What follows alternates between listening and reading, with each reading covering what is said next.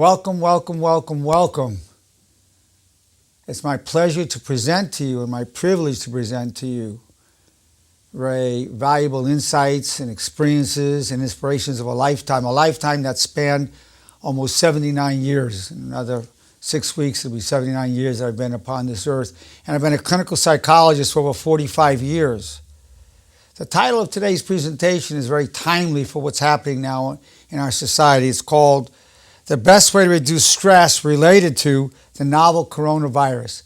The best way to reduce stress related to the novel coronavirus. First, I want to start off with some reality issues. And before I go into the reality issues of natural things that we can do to help prevent getting the virus flu and destroying ourselves or loved ones or compromising our health in some way, I need to say that I'm a clinical psychologist. I'm not an MD. So anything I tell you that's not related to psychological factors, please consult your physician. That being said, we've been given a lot of good advice in terms of social distancing, the 6 feet, because the virus, if you cough and breathe, might go out up to 6 feet, and that would be it. If you have the appropriate mask or gloves. It's also said that having lemon water, squeezing fresh lemons into water, which alkalizes the body, increases the vitamin C, could be helpful. Or even drinking warm water every 20 minutes might facilitate the effect. And then having vitamin D, 5,000 IUs a day. Vitamin D, about 25,000 units of the vitamin A, and zinc, 50 milligrams. These are some of what in the literature of what's talked about that could possibly help prevent it from getting infected by it. Certainly, we want to be having probiotics. The first step in your whole immune system are the probiotics. These we have literally billions of microorganisms, bacteria that are very friendly that we've lived with for hundreds of thousands of years. The bifidus, the acidophilus, and you can get that from yogurt or any fermented food. Yogurt, apple cider vinegar, kimchi, sauerkraut, and also you can take pills. You can take probiotic pills. So these are some of the natural ways of preventing and dealing with the coronavirus concerns.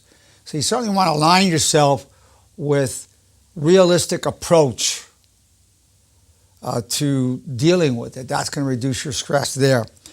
Being educated and knowledgeable will help reduce your stress. Those are at risk as people. They say people who are elderly, but it's really people who have severe asthma. If you've had an organ transplant, you're on a medication to help reject, so your body doesn't reject it, and that will compromise the immune system. Cancer or a compromised immune system. Very often these things, particularly a compromised immune system, typically goes with age, but may not. So if you're keeping your immune system strong, it's not a factor. But if you look at less of a risk, young, healthy people, even if you got the coronavirus, the likelihood of its being fatal is very, very low. Now, if you look at what's happening, certainly another aspect of reducing our stress is keeping perspective. If we look at cigarette-related deaths, the cancer and cardiovascular disease, the two biggest killers of all, certainly within an hour or two, we lose more Americans, certainly, than we did to date from the coronavirus deaths. We have like 570 deaths so far. This is March 24th, 2020. So certainly cigarettes are a bigger issue than the coronavirus. Or probably the most dangerous thing that you'll ever do is get in your car. We have 41,000 deaths a year related to collisions. So certainly driving and smoking are far more dangerous than the coronavirus in terms of mortality. So you want to be able to put it in perspective. Certainly there's a genuine threat, a genuine risk, but we want to be careful that we don't overreact. We overreact more likely when we lose perspective. So our attitude is completely relevant here. And this is where, as a psychologist, I speak with much more expertise. And to deal with the attitude, we have to be able to say, what's the best true story we can tell ourselves about this problem? What is the best true story, not just any story, the best true story we can tell ourselves about this? Certainly there's the risk in terms of illness, death, very low probability, but it's there. And that's real. But there's also a game. Many people are spending more time with their families. I've seen people feel that they haven't had this kind of time with their children or their wives in many, many years. So they're not running around being distracted when they have time off, going here and going there. They're actually visiting with each other. So this is what I'm seeing when I'm talking to people, when I'm talking to my patients, some of the gains. If you look honestly at what's happening, you'll see that during this period you're gaining gains. Well, one of the gains is certainly perspective in this sense. You've seen, all of a sudden we were going along prospering as a nation, just moving along really, really well. The Dow was up to about 29,000, about to push 30,000. Now it went down to 19,000. Employment was record highs. And then boom, just like that, unemployment went down. Unemployment went up to 30%. Restaurants and many businesses are closing. People are being laid off. So this shows us that in terms of the material things of life, which do matter, but it shows us what really matters even more is certainly our character, our relationship with others, our love, and our health. Our health, our relationship with others, the love that's in our life, our character, the honor that we manifest, honor. It certainly puts that in perspective because when it comes to the material world, it's in constant flux. Let's just emphasize that, a constant flux. Being 79 years of age, and my whole life I've never seen anything like this. It was sudden, it was abrupt, and it's worldwide. Within weeks, literally within weeks. And it certainly gives us more perspective of what really matters in life. That's a valuable lesson. One of the gains, the best true story we can tell ourselves about this problem. Now, an important part of the attitude has to do with having an honorable approach to deal with the situation honorably, and to, even if we're dying from it, to in the worst case scenario, die honorably. That's the worst case scenario.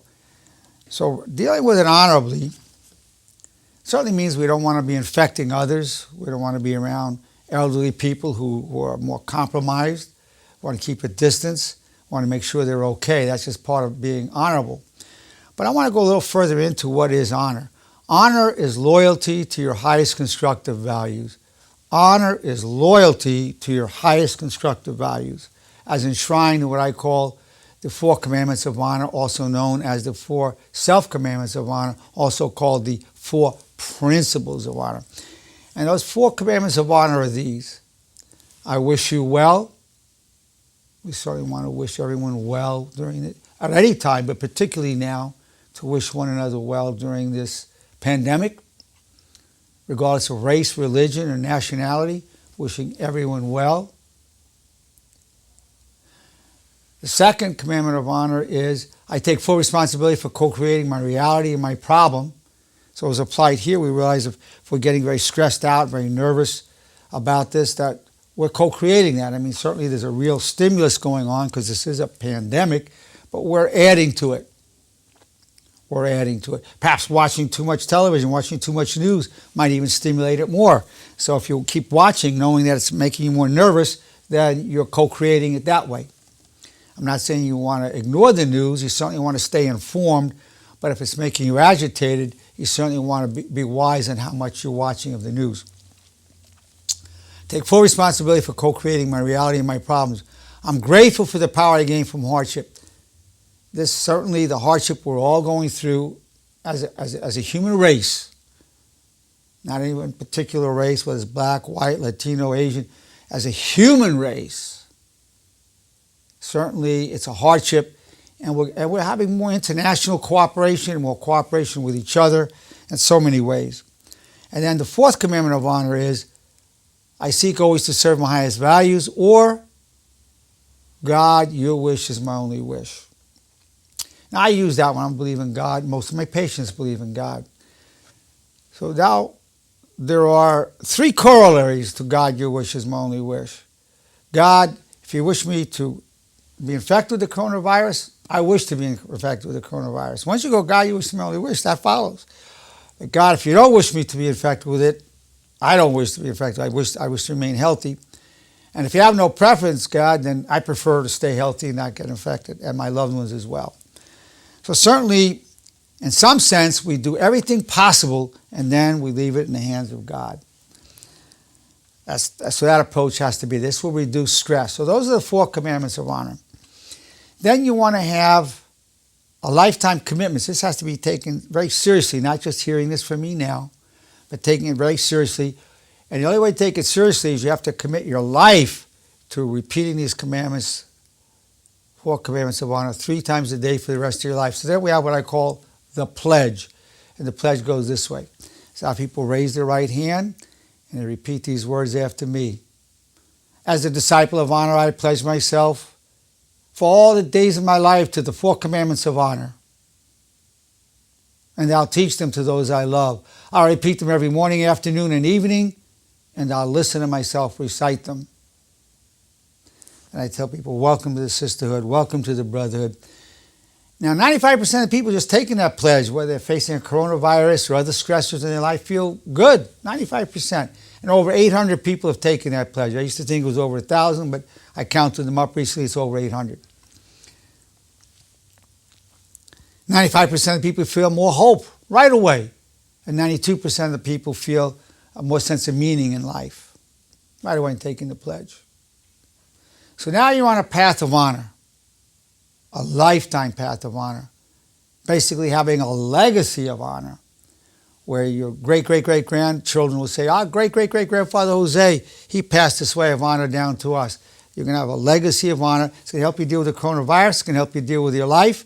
It's going to help you leave a legacy of honor, which is just awesome. Then you need the bridge from honor to reality to maximize the probability that you're going to apply the 4 commandments of honor in any situation.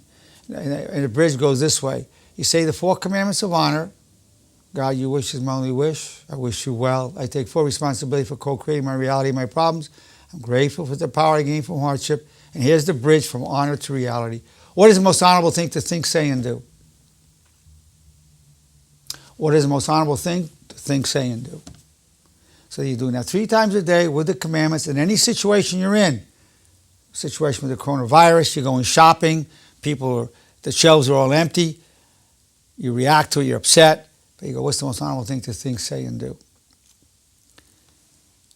So let's say, for instance, you get a reaction. Gee, you're angry at the people for taking all the stuff out, and they don't need to be taking all the toilet paper, of all things. Toilet paper, I mean, they take water, you can understand, but you go toilet paper, you get upset with everybody, seeing them stock up, taking the last ones going out, last rolls of toilet paper leaving. And you get upset, well then you can't help, if you get upset or angry, you're not responsible for that. You didn't choose to be angry. The thoughts and feelings that pop into your mind do not define who you are. You're a reflection of the thought you choose to have. So you're not responsible for the anger, the annoyance, the irritation. You are responsible for the thought you balance it with. I wish you well. I'm so upset with these people. I wish you well. I'm so upset with that guy. Look what he's doing. He's filled up his cart with all that stuff and I needed it. I wish you well. So you're balancing it. You're not fighting it. You're not trying to get rid of the negativity. What's related to the coronavirus, shopping, or anything else. You're wishing people well, or you're feeling very vulnerable to situations. We don't have enough water. In the whole situation we're going through, well, I'm grateful for the power I gain from hardship. This thing is going to make me more compassionate towards other people suffering. There's so many other nations where they don't have what we have, and I'm more of a feeling and more compassion. You'll grow in your wisdom. There's no such thing as wisdom without struggle and suffering. Without suffering, there's no such thing as wisdom. So this suffering that we're going through will increase your wisdom, particularly if you're a disciple of honor, you're committed to a constructive perspective rather than becoming jaded by what's going on or more negative, more pessimistic. You become wiser, more compassionate, and that's great gain, great gain. So ultimately, you will be able to tell you, it helps you keep perspective, which facilitates telling yourself the best true story about your worst problem, the best true story about any problem, whether it's the coronavirus, as we're talking about now, or losing your job, or losing a relationship, or coming down with a coronavirus infection that's damaging to you or a loved one, to deal honorably with it. The suffering is there. We will suffer during this time. But the quality of it changes because we can suffer with honor. We can suffer with honor. And that's key in terms of a good life, a fulfilling life, is being an honor to all aspects, including our suffering. It's been my pleasure and my privilege to be able to present to you these very valuable materials, the best way to reduce stress related to the novel coronavirus. Thank you.